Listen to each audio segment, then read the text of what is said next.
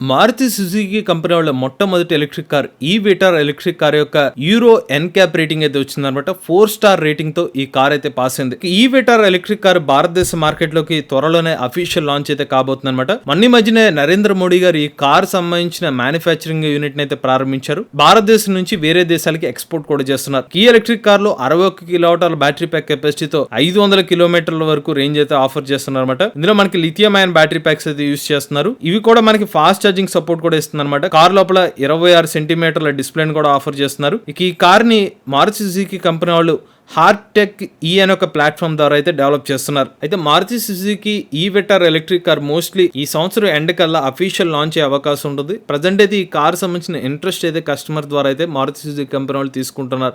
ఈ electric car యొక్క ధరలను కూడా as of now Maruti Suzuki company వాళ్ళు అయితే వెల్లడించలేదు. బట్ అంచనా ధర అయితే మాత్రం 17 లక్షల రూపాయల నుంచి బేస్ వేరియంట్ 49 కిలోవాట్ల బ్యాటరీ ప్యాక్ వేరియంట్ తో స్టార్ట్ అయ్యే అవకాశం ఉంటుంది. లేటెస్ట్ అప్డేట్స్ కోసం ఈవీ కొరడి ఛానల్ సబ్స్క్రైబ్ చేసుకోండి.